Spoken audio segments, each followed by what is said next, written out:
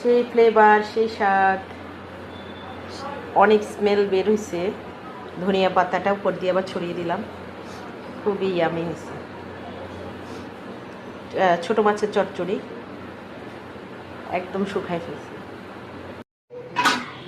গুঁড়ো মাছের চচ্চড়ি করা হবে, এখানে পেঁয়াজ দেওয়া হবে। এই ধনিয়া পাতাটা ব্যবহার করব, ধনিয়া পাতাটা ব্যবহার করা হচ্ছে। টমেটো, পরিমাণ মতো লবণ, তেল দেওয়া লাগবে, পরিমাণ মতো লবণ, হলুদের গুঁড়া পুরো 1 চামচ, মরিচের গুঁড়া আর একটু দিয়ে নিচ্ছি, কারণ একটু ঝাল ঝাল না হলে ভালো লাগবে না। ধনিয়ার গুঁড়া, 4টা কাঁচামরিচ ছড়িয়ে দিলাম।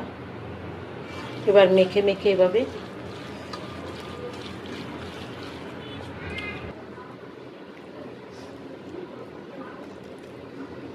উপর দিয়ে পানি দিয়ে দিলাম পরিমাণ মতো, একটু নাড়া দিয়ে নিলাম। তারপরে চুলাতে বসিয়ে দিলাম, চুলাটা জ্বালিয়ে দিলাম, ঢেকে দিলাম 5 মিনিটের জন্য। মাছটা হয়ে আসলো, কালারটা কেমন আসলো, ঝোলগুলো শুকাই ফেলবো।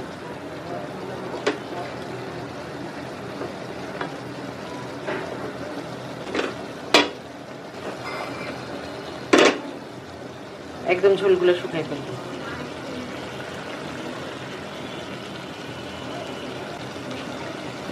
চচ্চড়ি।